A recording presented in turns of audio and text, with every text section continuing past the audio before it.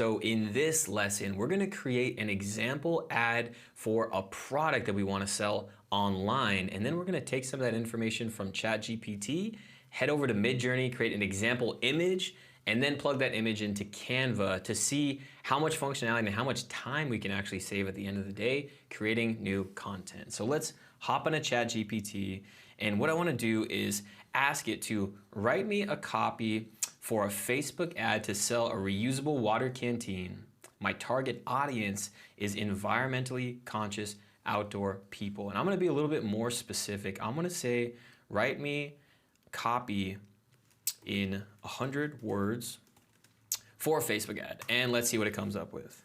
Perfect, so we have our 100-word copy. Looking for a sustainable way to stay hydrated while enjoying the great outdoors, our reusable water canteens are the perfect solution for environmentally conscious outdoor enthusiasts. It's hitting my target audience, and it even went in and added some hashtags. So I could go in and say, replace these hashtags with the hashtags that I actually use for my brand, if that makes sense for you. Now, the next thing I wanna do, let's say I'm super happy with this, I don't need to refine it anymore. I next want to include a title for the post, a call to action, and to be a little bit more persuasive. And let's say a call to action, add a call to action to sign up for our newsletter and be more persuasive. Perfect, so we have a little bit more persuasiveness in here, but that's not all. Sign up for our newsletter today and get exclusive access to special promotions and insider tips on living a more sustainable lifestyle. And then we have our call to action at the end, which of course you can refine, regenerate, and make it more custom for your specific needs. But now that we have this, let's go ahead and move over to Midjourney and create our product designed image.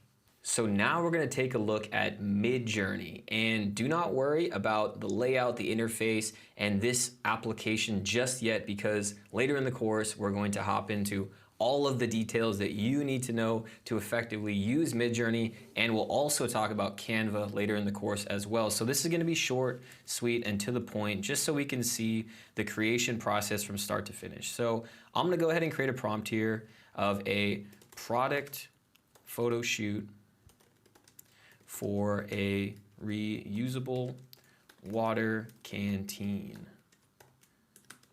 Professional lighting. Red, let's go blue colored backdrop and photo realistic. Perfect, so here we have our two options created by Midjourney just in a matter of seconds. And just for this example, I'm gonna pull the one on the left, so I'm gonna create an up-resed version. That's gonna give us the final output that we need to download and then import into Canva. So here is our final image. Let's go ahead and save this image. I'm gonna save it to my downloads. Import into Canva. So I'm gonna go to Create Design, Edit Photo, go to the photo we just exported, and this is gonna give me a bunch of different functionalities. We're gonna dive into Canva later in the course. You can add text, you can create presets for different social media posts, but one of the biggest things is being able to remove backgrounds from your images, so you can isolate products that you create using Midjourney and even photos of yourself. So boom, now we can create a PNG with a transparent background and more effectively use this and post it online.